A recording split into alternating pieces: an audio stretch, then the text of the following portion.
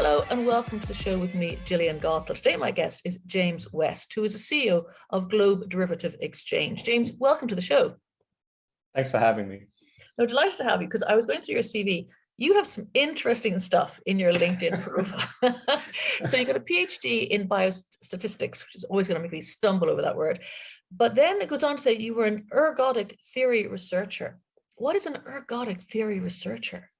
So I studied dynamical systems, so evolving kind of states on tori, so donuts essentially. And ergodic theories look at the rates at which these systems sort of mix towards equilibrium or sort of uniform states. And I was trying to prove new results on donuts, and somehow donuts are more interesting because than regular planes because fundamentally there is a hole in there, and somehow the number of holes you have in that kind of two-dimensional surface is more or less all you need to know to classify enough two-dimensional surfaces that people care about. It's called a genus. So genus 1 two-dimensional surfaces. Does it matter if it's cream-filled or chocolate-covered? Sadly, no. No. Okay. My interest is dwindling the math fast. department usually goes chocolate-filled. Okay, that's Yes. interesting. Okay, so it's your CV is interesting. Obviously, an incredible brain. I'm here, a bare, very little brain sitting opposite you, and then you've been an entrepreneur in residence. Now that tweaked my imagination because I want to be a writer in residence. What does an entrepreneur in residence do? So you're broadly paid by venture capital investors to come up with business ideas and talk to other people about said business ideas and maybe go start a business that they may own some chunk of. That's interesting. It's like an incubation for entrepreneurs, but did you do it by yourself or with other people? So it was a cohort of about 100 other people that were effectively entrepreneurs in residence. Yeah. Oh, that's interesting. So sort of a big think tank of people who are bouncing ideas off each other. Yeah, and pairing up generally. Okay, that does sound like fun. Great businesses. Like college, but being paid for it. Yeah, I guess. I think you could just about get paid for college if you were, sufficiently poor and willing to fill out paperwork, as I recall. I was not. I was sufficiently poor, but not willing to fill out the paperwork. Okay. So, talking about your poverty, when did you come across crypto then? When did money was obviously a feature of being a student. Were you aware of Bitcoin then? Yeah, so I was somewhat aware when I was doing the PhD. I worked 6 or 7 days a week. I would come in on Saturday mornings, and sometimes I would just sort of sit there for the first 2 hours because I would just be exhausted, and just read financial news sites, and they would be thinking about crypto, and clearly there was some interesting ideas there at the time, but I didn't really get involved at that point. I got involved more from the hedge fund world. Okay. The first thing I did actually was short Bitcoin, effectively bet the price would go down. Although actually it was a far better trade to buy Bitcoin when I was first, in any way thinking about it. So when you saw Bitcoin, you definitely saw it as a financial instrument that was top of your. I think I saw both. So certainly, when you work for a fund, your objective is to make money for your clients and hope to take some of that yourself.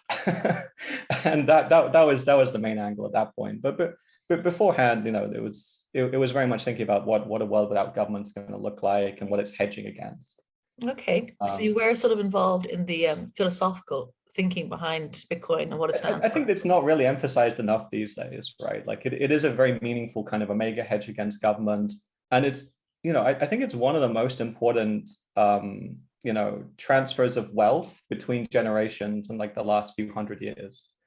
And it's actually reversed a lot of very, very unreasonable, in my opinion, kind of wealth transfer that's been engineered, particularly like the last 10, 15 years. Like wealth has just been siphoned away from the young and gifted to the rich and the older people. I mean, every year Oxfam prints its a report for Davos and talks about the inequalities and the 1%. You just need to look at the home ownership rate in London. That gives you a very good idea, right? What as a function of age. That gives you a very good idea, like, what percentage of people are able to live this life where they get to own a home and have children and live close, to a good job. Yeah. Generally. That's a pretty good proxy for that. And that is utterly abysmal. It's the worst it's been in 50 years. Maybe it's the worst it's been in 100 years. Well, If it's you echoed look at across the the Gini world. coefficients, it's the worst in 100 years. Yeah, no, it's echoed across the world. Here in Dublin, where I live, it's equally bad. I know my parents had 6 kids. Yeah. Mum stayed at home. Dad had a modest job. They managed to put us all through private education, university on a very modest salary. I mean, we weren't rich by any means. We didn't have foreign holidays, as they call it, but there was a way of doing things that doesn't exist anymore. So that redistribution of wealth, very important. Okay, that's really good. So when you were working in a hedge fund as head of quant. Well, I didn't start off as head of quant. That happened after about 6 months, or maybe it was like a year and a half before I technically managed people and had a team. But Yeah. I was, I took over running it pretty quickly, at least the core markets that we dealt with. Did you find it difficult then, or were you aware of obviously you're right in the heart of finance, and finance's job is to make finance. Did you find it difficult aligning your social values with your corporate values? It was all right, I suppose. Yeah, so somehow most of the people working at funds are very hungry people from actually quite modest backgrounds. And Okay. it's a good place to kind of work your way up and give yourself a sense of agency on the world. I think that Okay. was something I had in mind. Okay. So you're very good at statistics, I can't say. You're very good at finance. You understand the world. So with crypto, is the Globe Derivative Exchange your first Web3 stroke crypto project that you founded? I suppose somehow just before it, I was looking to market make crypto, but one sort of evolved into the other. In fact, I think more or less every crypto futures exchange today started off pretty much as a market maker. Okay. So Globe Derivative Exchange, what does it do? So we're a futures exchange. Fundamentally, we kind of enable people to exchange risk, right? The big transformation that's happened in global markets, at least crypto global markets in the last few years, is you've seen the spot markets suddenly get much more liquid, even on kind of the tail coins. A lot of that's being enabled through the futures markets. There's a speculative side to it too, and it's by far the best place to go speculate. And it enables much greater kind of price discovery in general on the spot markets. Rather than having these really long, massive kind of mega bull runoffs and just apocalyptic zero crashes, the ability to short sell does help pad that a little bit. So who uses Globe, which is called, you trade the Globe? Who uses it? Is it traders, day traders, investors? Yeah, I mean, so Speculators? the thing about futures exchanges, it's a very broad customer base. There's right now something about 130,000 traders of sorts on it. There are big institutional clients who usually they're trading through a subsidiary. So you'll have like a London-based hedge fund with billions of dollars, and they have a little shop in wherever it is, BVI or something like Portugal now. And they'll have like a team of 5 people that co-trade on the exchange. At the same time, you have small teams of just quants who want to run their own kind of systematic strategies. You have just ordinary people across. There's quite a few in Turkey, and I hasten to say Russia with the war, but Russia. It's a very global business on the consumer day trader side. And who would be your main competitors? I think right now, Binance Futures does compete and is by far the industry leader. If you asked that same question 4 years ago, BitMEX was the industry leader and was sort of the unconquerable number one. And in fact, if you asked that question 1 year ago, you had Huobi and OKEx and the others having very meaningful market share. And so it's a place that very rapidly evolves. But right now, I kind of see Binance as number one and maybe FTX as number two. Why have the others fallen away? The exchange business has a very natural kind of cycle to it. So firstly, is just the cyclicality of Bitcoin halvings, right? Most people in crypto at any point only just recently joined, right? You have this exponential growth, which means most people are brand new to the space. And so new participants, they generally will have better exchanges in some ways. They'll have solved some previous generational problems. They're much hungrier somehow than their previous counterparts. And they're generally more kind of tapping into the new distribution channels. So they're picking up this new kind of customer acquisition. And the incumbents, well, they get rich and they get lazy and retire, which is true of the people at Huobi and is true at OKEx and so forth. You get just regulators taking them out. So BitMEX, the founders are gone. And when the founders are gone, it was pretty much over from there. But the founders also got incredibly rich. very, very quickly and then just sort of abandoned it. So it has this sort of natural succession to it. What makes Globe unique? And Um, do you intend to get rich and flabby and leave, or will you stay? no, Uniqueness first. we're still very, very hungry, I have to say. So I think we're the industry leader in performance. We are, I think, the industry leader in transparency and in integrity of market data. We're the industry leader in some kinds of connectivity. So we were the first exchange that naturally kind of gave traditional market makers access. Like we had co-location, we had fixed API, we were in LD4 long before anyone else was. We have pioneered quite a few products, and we have a lot more, I think, still to kind of create in the space. And we have, I think, just a very different team and a very different kind of, means of operating. Like from a technological perspective, I think we're the only exchange built in Rust. Certainly the only, the most ambitious product ever built in Rust. And that means a certain kind of very high productivity, very high performance engineer gets locked in and kind of really builds their career around that. And what are your plans? And I was kind of joking saying, do you plan to get rich and fat? I mean, it's not a bad thing. Well, with time, perhaps. I did all right out of the hedge fund game beforehand. So it wasn't purely about getting rich. It was about, what I fundamentally wanted to do was go trade on the exchanges of that day. And they were so utterly abysmal.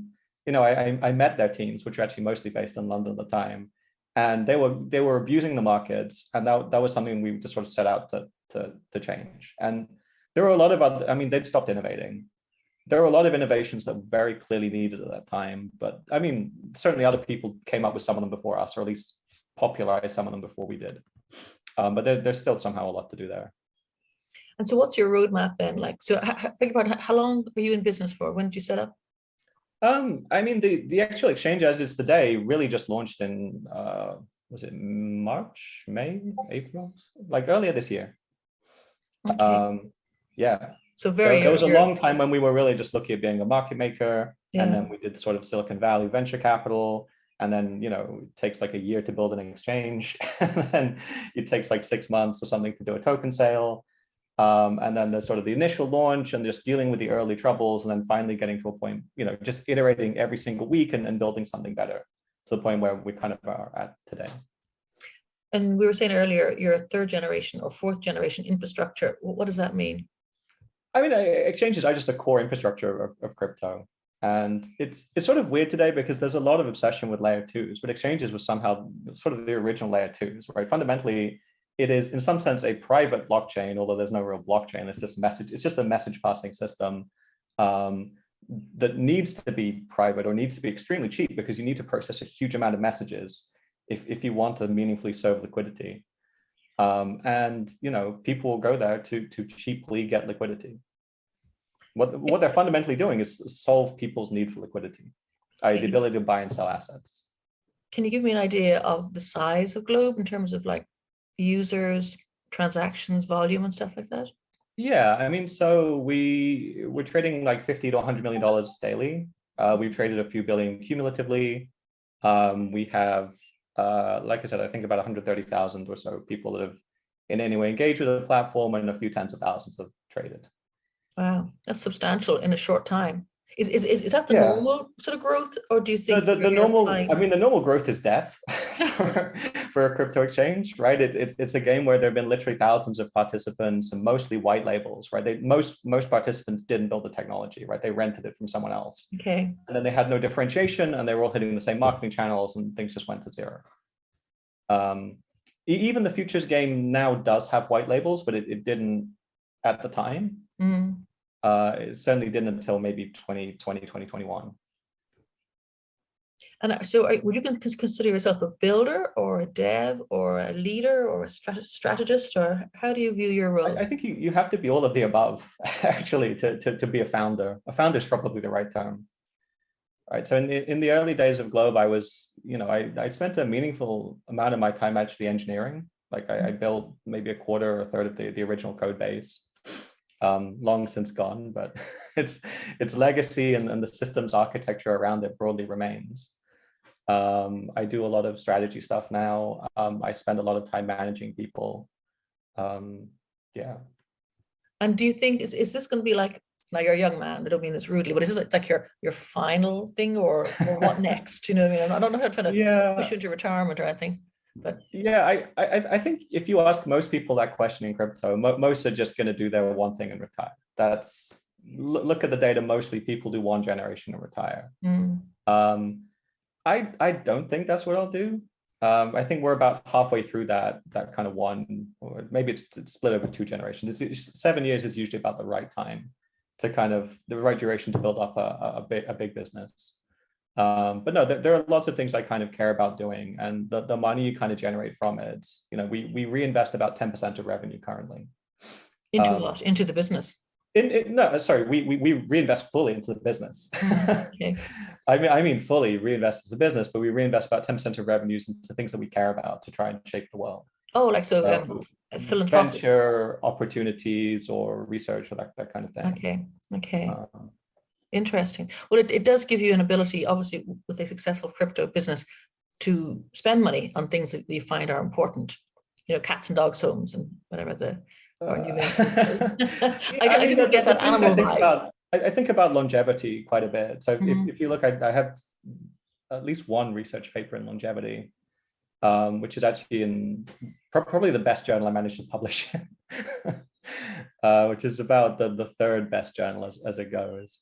And, you know, it's an area that just is really not seeing much progress. You know, people are too obsessed with just trying to stretch tiny bits of additional life out of the super rich and do that without really sort of reshaping life. And I think probably the biggest opportunity is just to go full on like brain in jars, Futurama mode. interesting. Yeah. They do say, don't they, that your children, for example, are more likely to reach 100 than you are. There is someone that likes to make that claim, and they usually go with 1,000. I mean, that statement is probably true. Mm, I don't know if they're correctly pricing in the downside of global war, yeah. or you know, environmental damage. Yeah. But yeah, longevity is something I care about. I've been thinking about artificial wombs for a while, but it's, you know, right now most of my thinking is about globe. Okay. And is that prompted by your children, or is that ideas you have from before? It's it's a pain point you really see up close and personal when you see a child being born. Mm, But no, I think it's massively underinvested in. It's the kind of thing that would more, you know, it would be the single biggest improvement I think ever for human intelligence actually. You know, just actually be able to give kind of optimal nutrition in the womb would be a huge uplift for longevity and for intelligence. Would come close, I think, to ending the division, you know, the wage gap between the two genders, although I think that's a much thornier issue than just dealing with childbirth. I've never heard childbirth or nutrition in the room being an indicator of pay differences between the genders. How does that work? It's pretty well researched. I mean, so often, you know, you'll see papers that look at, well, okay, what's the gender gap when women don't have children versus when they do. Mm, And actually, it's much now, or if anything, it's more of a Simpsons paradox kind of phenomenon, I think, for people under 30 right now, where women are getting kind of paid more in every job, but they're skewing more towards currently lower paid jobs. There's a deeper philosophical about the question around, yeah. like, should those jobs be lower paid? Well, that's You know, true, like, very true in the you pandemic. see far more women in, for example, you know, being primary school teachers, nursery school Mm. teachers than you see being CEOs. And CEOs are, of course, paid a lot more than being primary school teachers. And whether you think that's fair is a very separate question. I think like in the pandemic, we woke up to the fact that people who drive lorries and who stock shelves are a very important part of our society, and as indeed Yep. our frontline workers and carers and teachers of young children. Wow, interesting. So you have some nice thoughts going on there, James. Not your average crypto. Trying not to be too controversial with those. No. It's always very good because sometimes Yeah. there's a herd mentality and everyone's There's very little productive debate, I think, about the gender gap. It doesn't really seem to be possible in the current climate. Wow, interesting. Yeah. We'll have to come back and address this because I'll have to do some more research before I tackle this subject with you. I find I'm lacking at the moment. It's clear that, you know, it was really bad like 50 years ago. Massive amounts of systemic discrimination, really massively over favoring men, terrible deal for women. where it's at now looks very different, and the scope of it is not very well measured. Mm, mm. And it's hard to talk about. Yeah. No, and actually, I'm going to throw something else totally different into the mix as well, which is not part of our interview at all, but is interesting, is neurodiversity too as well. I've been researching that a bit recently. Phenomenal, phenomenal. Only 19% of people who are fully on the autistic scale, and not mild, but who would be diagnosed, are not in full-time jobs because they can't even get the jobs, they can't get in, they can't get the right environments. And so we're neglecting, I mean, we talk about diversity and quality, and we're neglecting a whole rake of people that have huge brains and different ways of approaching problems and problem solving, who are not even being let into the game. There's a lot to. It's massively underinvested in. Yeah, a lot to solve. Wow. Okay, so we have covered a wide tranche of subjects there. Interesting, I think, for our readers and our listeners. Thank you very much, James. And finally, people want to. Are you hiring? Are you looking for bright people? Are you looking for customers? Do shout out. All of the above. All of the above. We are always hiring. I think right now we look at it, and it's quite likely that there is going to be a meaningful global recession. Things are going to get a lot worse. There's going to be a much more meaningful correction. And should that happen, we're here to go buy up talent fundamentally. Like there's, all these people losing jobs at Coinbase. I think we're actually hiring some for Coinbase, ironically enough, Gemini, wherever, where they're shedding good people, we're here to pick them up. It's an ill wind that blows no good. And to build something meaningful together. Yeah. Yeah. Okay. I'll vote with you. I like your thinking. I wish you every success. And if people want to contact you, what's the best way to get hold of you? LinkedIn or directly on the site? Yeah, LinkedIn's good. I check it reasonably recently. I don't actually use it for very much. Yeah, email is good too. It's pretty easy to figure out what my email is. Okay. I'll let the bright people in listening to figure that out. We won't tell them. Test number one. I feel like that's a decent test to figure out whether or not you've got something worth hearing. Maybe that's too high a bar. No. I think that's reasonable. I'll let you go with that. No, thank you so much, James. It's been a very different and very interesting interview. Thank you. Good to be on the show. Thanks.